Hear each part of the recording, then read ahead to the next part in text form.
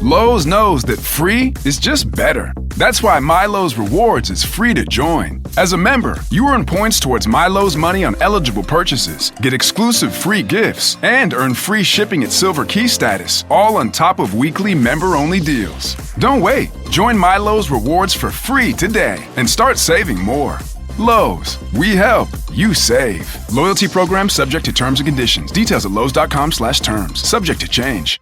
You know, some people say that Odoo business management software is like fertilizer, the way it promotes growth and all. But other people say Odoo is like a magic beanstalk because it grows with your company and is also magically affordable. And there's some people who would even say Odoo's individual software programs come together to build the perfect suite like building blocks. Well, Odoo is all of these things. Fertilizer, magic beanstalk, building blocks for business. So sign up now at odoo.com. ODOO.com.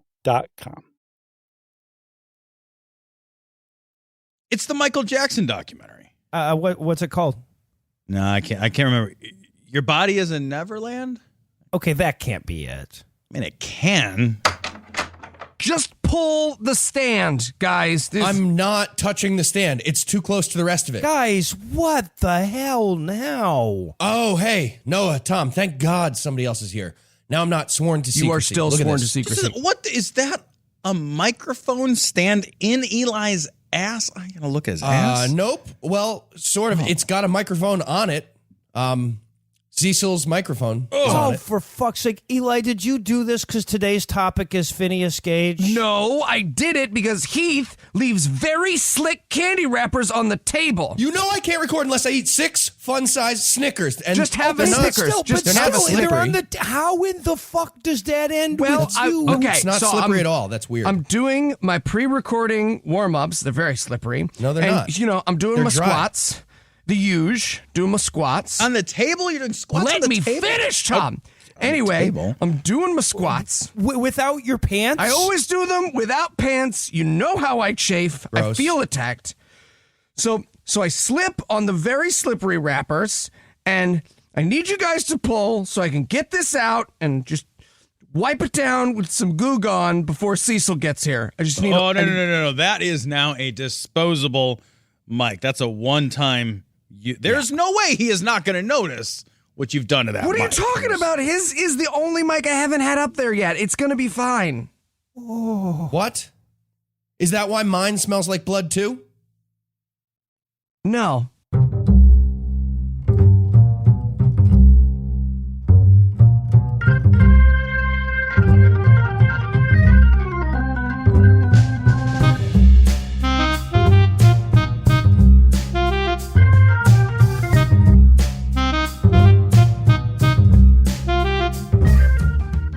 And welcome to Citation Needed, the podcast where we choose a subject, read a single article about it on Wikipedia, and pretend we're experts.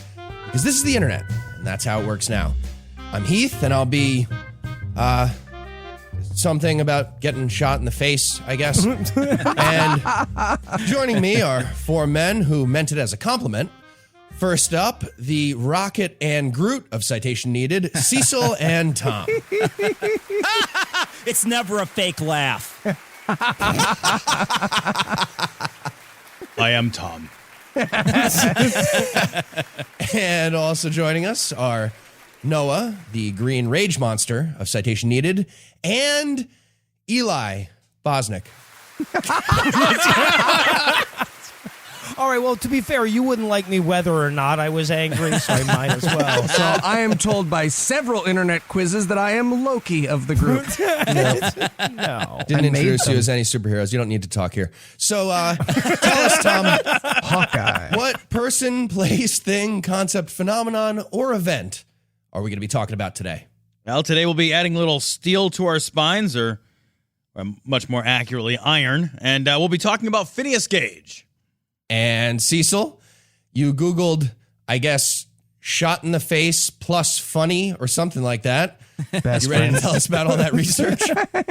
Thank you for only bringing up my least embarrassing Google results, Heath. I appreciate that. Yes, I did. And yes, I am ready. Excellent. So who was Phineas Gage? So this is a story about a man, a terrible accident with a giant iron rod, a fist-sized hole in someone's head, and how we should not consider a sample size of 1 the basis of medical theory. Okay, but I did learn to coil a hose correctly. So there's that. I'm just saying, my dad's methods they're a little aggressive, but I learned. Oh, shit. It's fun that a running joke on our shows is you being abused as a child. It sort of works in there. Is it not fun? No, I think it it's is. fun. I learned. I coil a hose just right every goddamn time. You shake a lot while you do it, but it is. That's gone down. is right. That's gone down. The story starts with our hero, Phineas Gage, a handsome railroad construction foreman whose doctor had a bit of a crush on him, and described Gage as, quote, a perfectly healthy, strong and active young man, 25 years of age, nervobilious temperament. I don't know if I'm pronouncing that correctly. Yeah, right. It's a phrenology term. We'll get to it. I don't know 5 what that feet means. 6 inches in height. Average weight, 150 pounds, possessing an iron will as well as an iron frame. Muscular system unusually well developed, having had scarcely a day's illness from his childhood, end quote. It's Trump's doctor. All right, just a quick recap. We have an iron will, an iron frame, and an iron rod. This feels like that knockoff Iron Man porn script Eli keeps trying to get me to read. I'm not reading. It's called Assvenger's Bend Game, Tom. Just at least say the name right. As I mentioned earlier, what is a nervobilious temperament? And it's a phrenology term. A what term? And a phrenology. You're not selling and that, Heath. it won't be the only time that phrenology makes its way into this tale. The term means, quote, excitable and active mental powers with energy and strength of mind and body, making possible the endurance of great mental and physical labor. So, an Irish guy. That definitely feels like phrenology speak for like white, but kind of gross. White, but not like aristocrat white. Like, white. Yeah, right. Recently whitened. Wait. Can phrenology predict alcoholism? Is that on there? I didn't see. Spoilers. Doing shots out of the divots in your head. Yeah. Now, his job did require a bit of physical labor. As I said, he worked on the railroad. His crew was responsible All the live long for day or just regular? Well, he didn't live very long, Tom, so it's not. We'll get to that. His crew was responsible for blasting rock to make way for the tracks. The job required that a hole be drilled into the rock, and then they would add blasting powder, a fuse, and tamping sand or clay to concentrate the blast and not have the blast shoot out of the hole like a Roman candle. Which had never happened to him before. It's a compliment. For everything. As he got older, he had to tamp for a long time. It was like a long time. Hymns. I just want a medium tamp explosion. Just medium one time. Now, this tamping clay or sand had to be packed in there, and the tool for this job was a tamping rod. And Phineas was actually so fond of his job and his tools that he had a custom tamping rod crafted. Now, some people will refer to this story as the crowbar case, but a tamping rod is straight and not curved at all like a crowbar. Idiots. And the tamping rod was also pointed a bit. And these two properties are certainly key in Mr. Gage's survival. All right. Just a quick recap here, but we have a devastatingly handsome man with a ruler straight iron rod whose job was drilling away and then repeatedly stuffing his rod into the hole before the big explosion. God damn it. Are we sure this isn't Eli's porn script again? No, we are not. All right. Just keep pulling like a beaded string of infinity stones out of someone's ass. Well, too fast. You're ruining the whole thing too fast. Use the green one to go back. I'm sorry, guys. Spoilers. I'm sorry. Okay, anyway. If you can't snap inside me.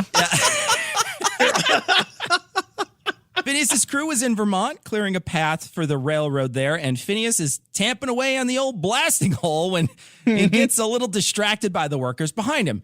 He turns his head and he looks over his right shoulder.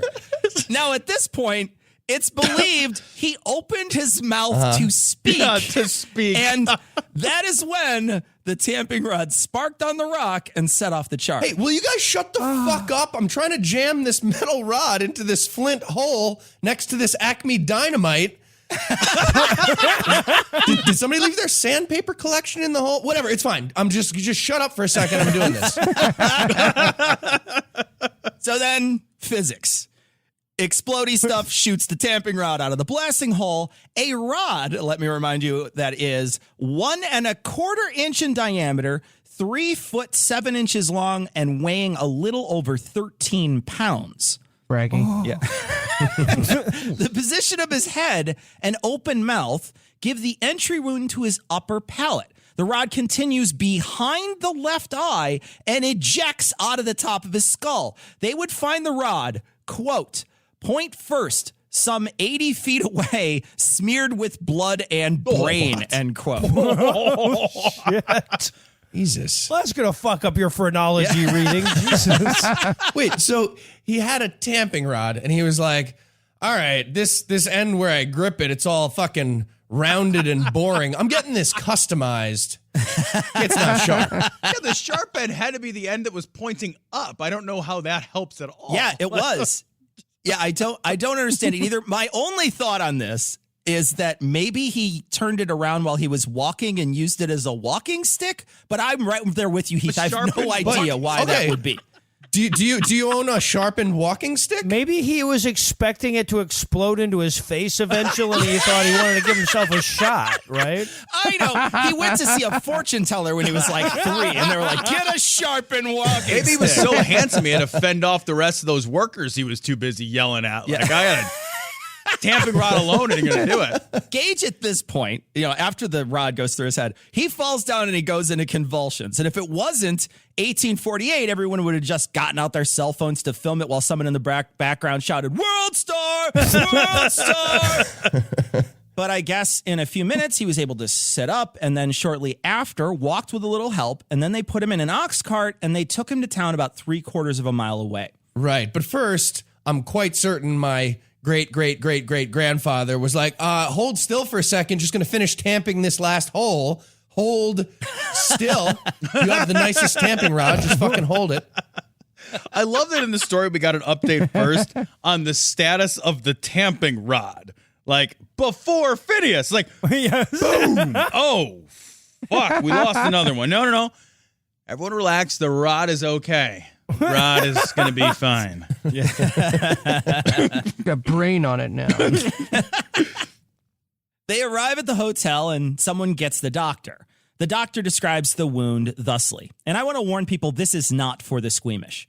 Quote, the pulsations of the brain being very distinct, the top of the head appeared somewhat like an inverted funnel, as if some wedged-shaped body had passed from below upward. Oh, I'm not trying to tell you how to do your job, Doc, but the as if should be followed by a description of something other than what actually happened, right? Like everything always looks as if the thing that just happened. Get some creativity. Come up with an analogy here, man. Yeah, controlled demolition. It just looks like a controlled. That's what it. Yeah. You guys understand. I'm going to continue here. Mr. Gage, during the time I was examining the wound, was relating the manner in which he was injured to the bystanders. I did not believe Mr. Gage's statement at the time, but thought he was deceived. Mr. Gage persisted in saying the bar went through his head. Mr. G got up and vomited. The effort of vomiting pressed out about a half a teacup full of brain through the exit hole in the top of the skull, which fell on the floor. End quote. I bet you couldn't help but laugh. Mr. Gage, if you could abstain from vomiting, I think you just lost your times tables. I'm trying to doctor here. He lowers his arm. He's like a Play-Doh fun factory. The shit's just pouring out the top of his head. The doctor here is fucking floored that he was having a conversation with a guy with a flip-top head and remarked later, quote, you will excuse me for remarking here that the picture presented was, to one accustomed to military surgery, truly terrific. But the patient bore his sufferings with the most heroic firmness. He recognized me at once, and he said he hoped he was not much hurt. He seemed to be perfectly conscious, but he was getting exhausted from the hemorrhage. His person and the bed on which he laid were literally one gore of blood, end quote. Okay, I got to say, I've never been more relieved by my lack of historical notoriety than I was when I just now learned that doctors keep records of how heroic you were about shit. I can only imagine what mine looked like. So they did what they could to bind the wound. They shaved part of his head. They took out some of the blood and an ounce of brain that was just hanging there.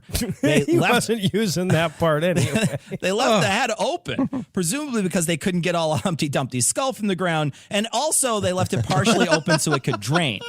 Well, see, I feel like you want to avoid letting your brain do that. Yeah.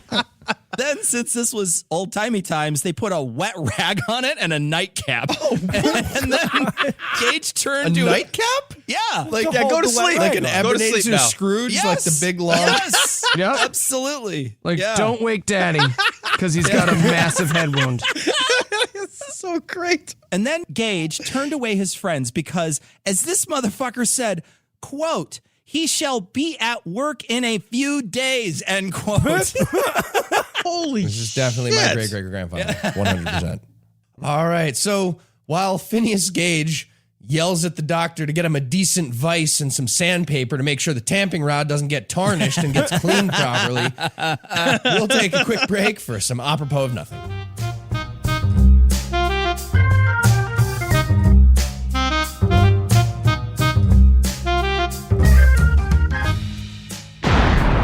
Holy shit, Phineas, are you okay? Yes. Yeah, I'm fine. Really? Because fine. it looked like you got a bunch of your brain, like right. Yep. Yeah, like Yep. a bunch. A lot of that. That's You guys worry too much. I'm fine. Now let's get back to mining, okay? I don't want to use up my lunch break. Right. Cool. Phineas, though, honestly, I'm glad you're feeling okay. That's fantastic. I just really want to drive home that That I have a head wound. Yes, yep. thank you. I understand now. Do you? Can we please get back to work? Okay. Wow. Fine. Okay. See, the yelly part of your brain is still there. All right, Simpson, can we get the hat box going on this hat box? Hat box. Okay. I said I'm fine.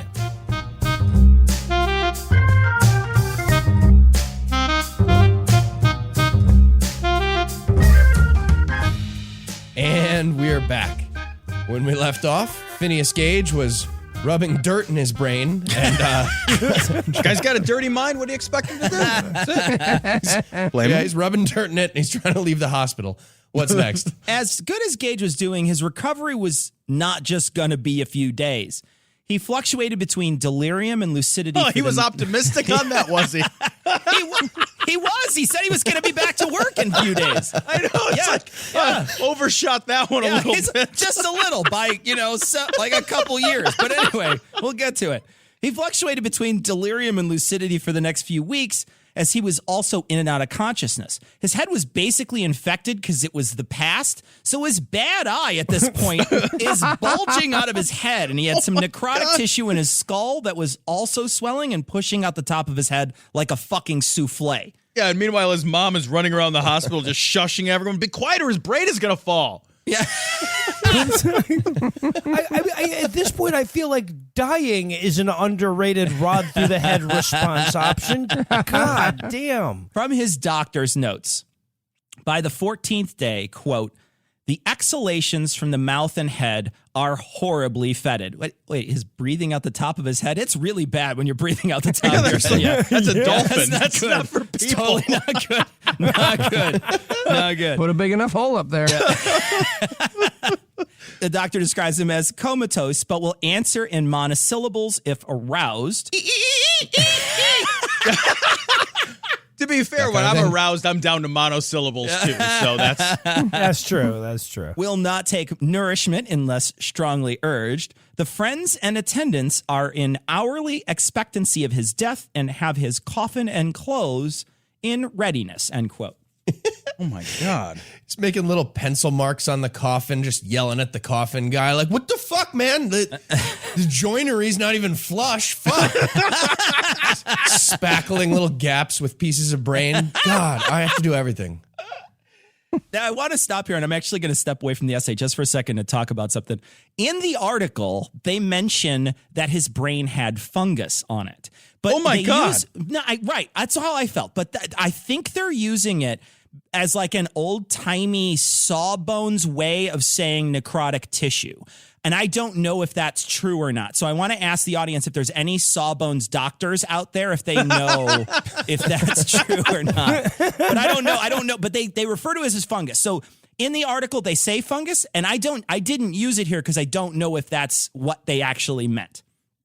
So the doctor cut away the dead infected tissue on the top of his brain and started slathering caustic crystalline silver nitrate all over his brain like an English muffin. Lots of nooks and crannies in there. The doctor notes that after this, quote, immediately there were discharged 8 ounces of ill-conditioned pus with blood and excessively fetid, end quote. Oh, I know that's disgusting, but totally eat an English muffin right now. Now I have a taste for English muffin. I was just thinking I've been making them wrong this whole time. I got no.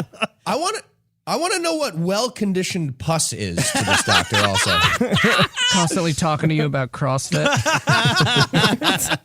What's going on, man? Let me tell you, keto, dude. Keto. You got to eat like it. Don't. Stop it.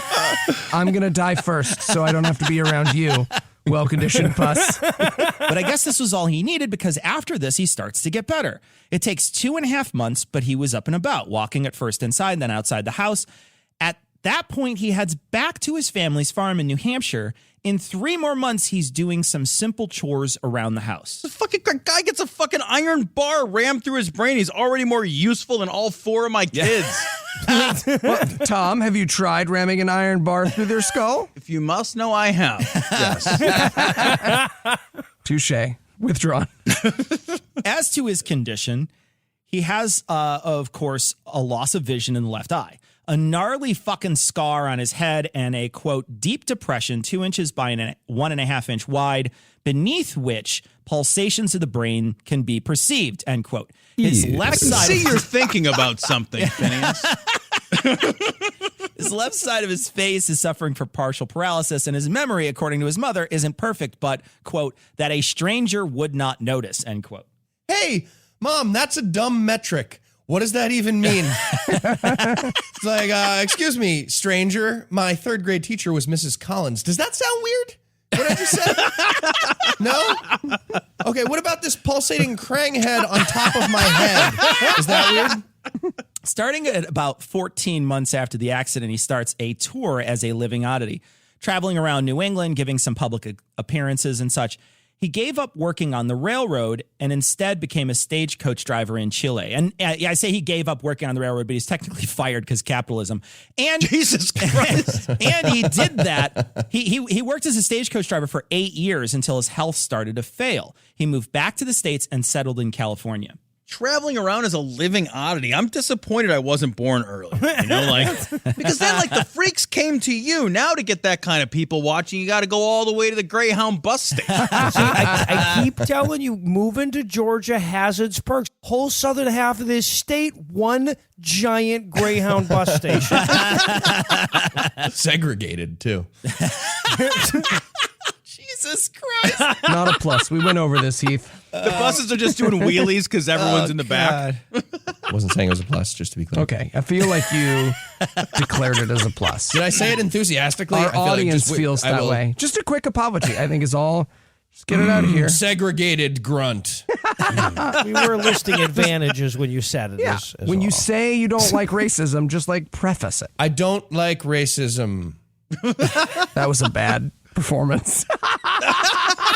Can I get another take? Can I try that one more time? At the end? Absolutely, I'm going to try go one more ahead. time at the end. Go ahead. All right. I just want to get ready. Go ahead. 3, 2, 1. Racism is bad.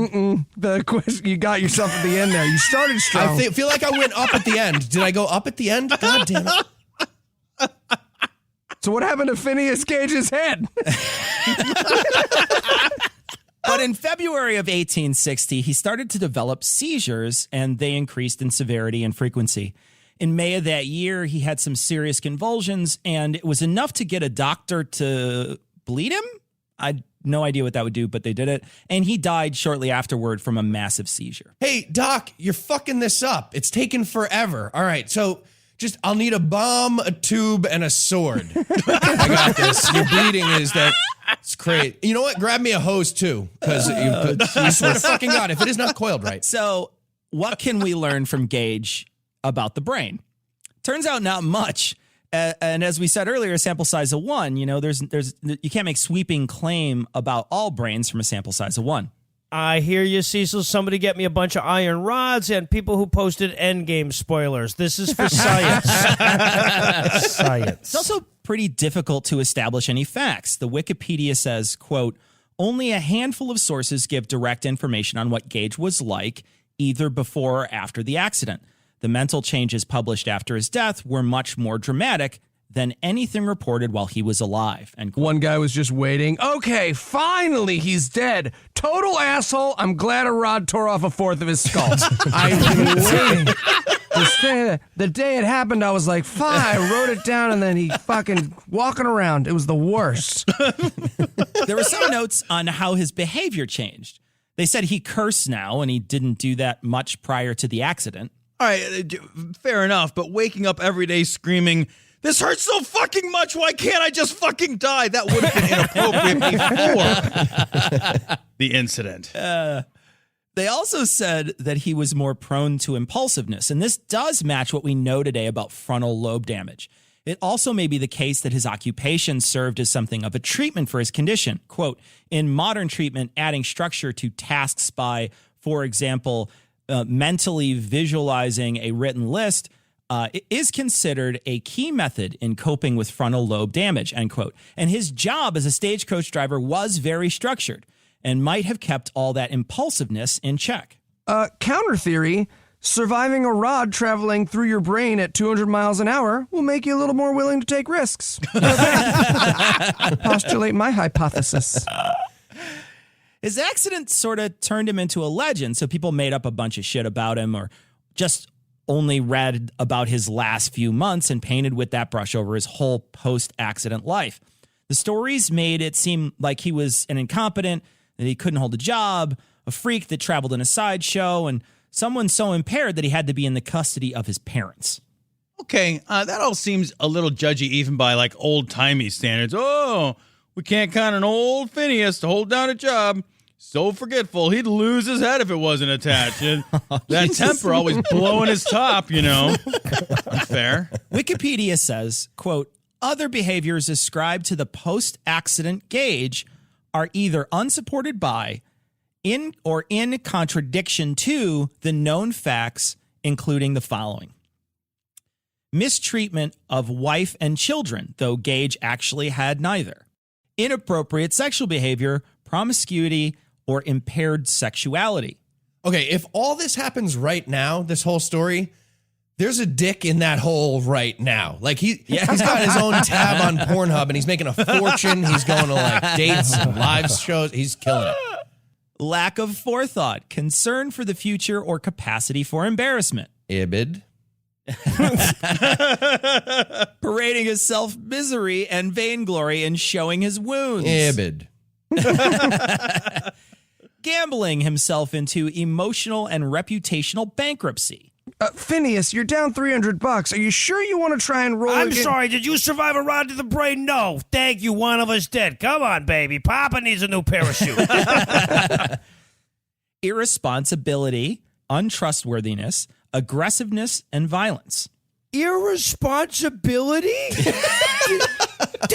The dude was in the hospital that day, promised to be back to work as soon as the chunks of his brain started falling out when he sneezed. I know. Okay. By the 1850 standard, I guess maybe. I don't know, but that's Jesus. Your personal day. That counts. I keep envisioning Phineas as like that. You know the biscuits where you have to tap them on the counter and they pop open. But it's too scary, so you make your wife do it while you hide in the other room? Absolutely. Scary. It's scary. I don't like it. The spoon, it makes it pop. It's scary. So Anna does it, and I hide in the other room. And then she tells me when it's popped. You're afraid of biscuits. Uncooked ones too, just the dough. I just want to be clear. Eli's scared of a thing with a mascot that goes.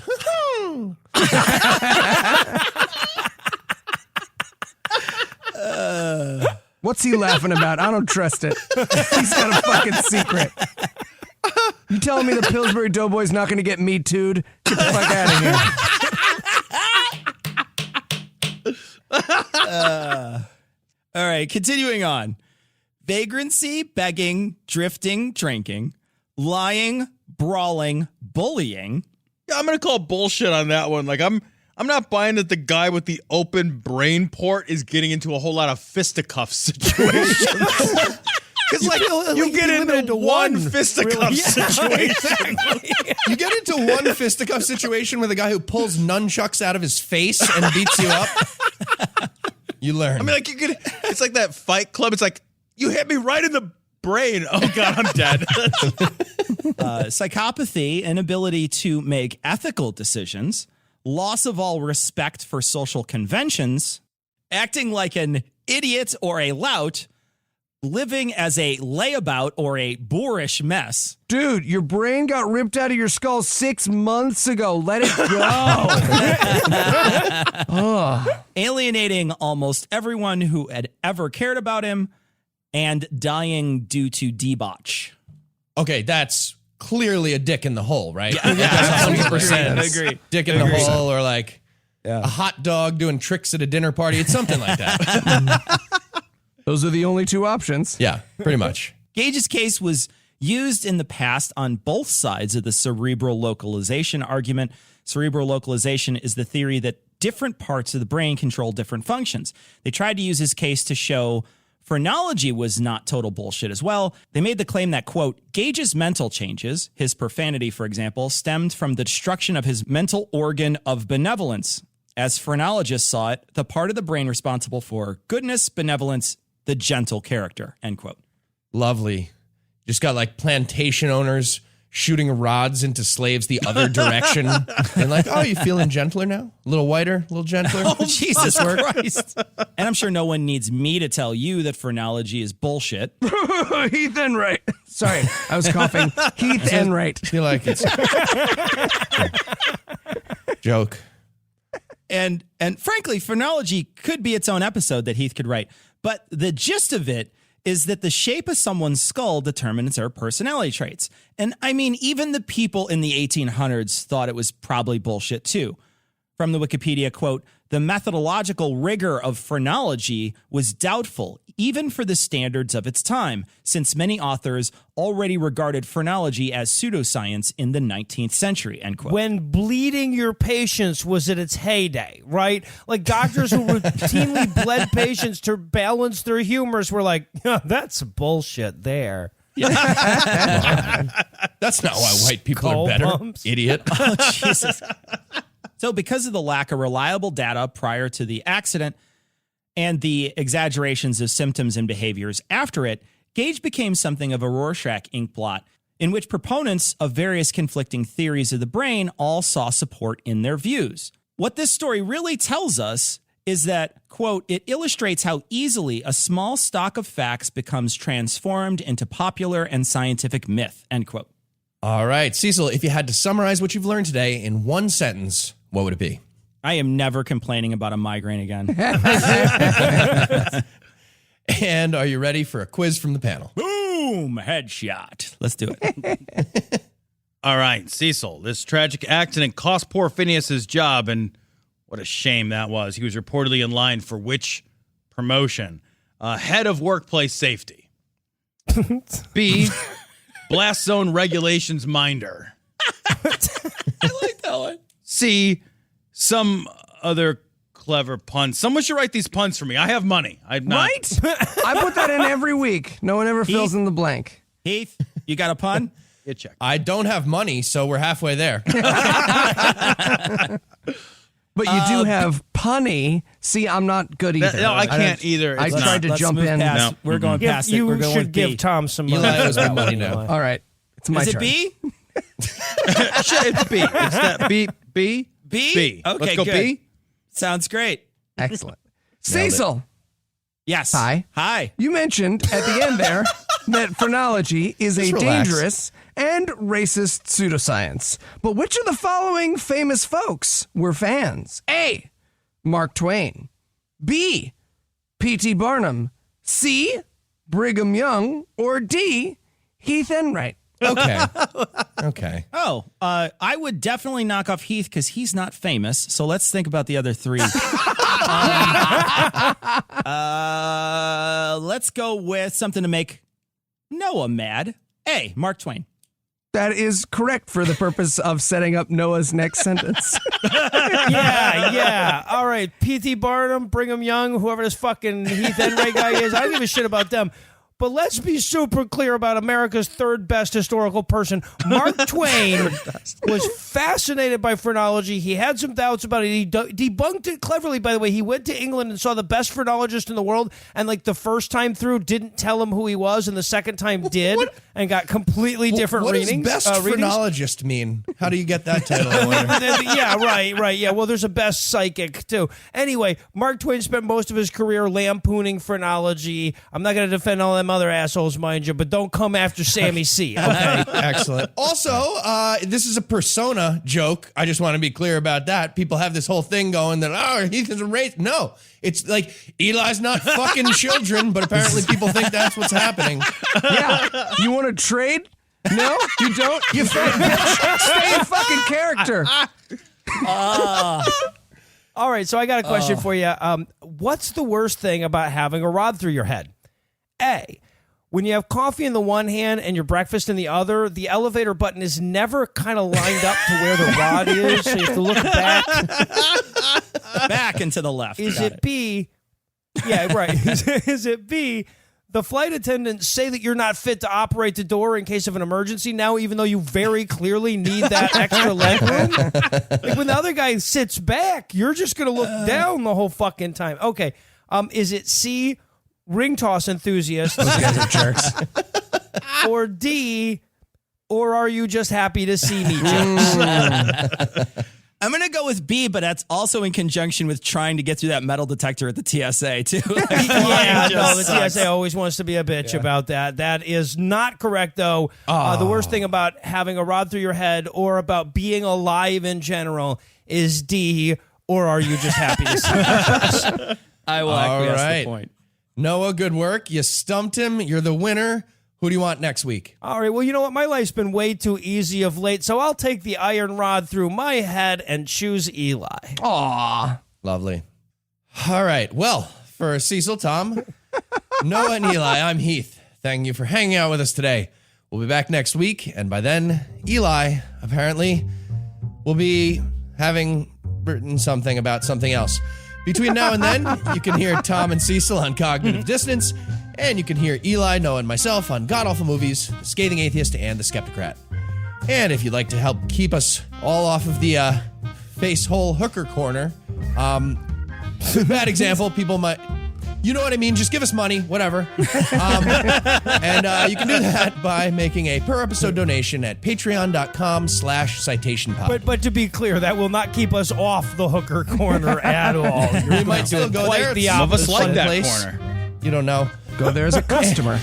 A lot of reasons to be at that corner. Don't be judgy. There's a good bodega there. corner. Good bacon, egg, and cheese. And if you'd like to get in touch with us, Really good hookers there, too. Just, by the way, good. listen to past episodes, connect with us on social media, or take a look at the show notes. Be sure to check out citationpod.com.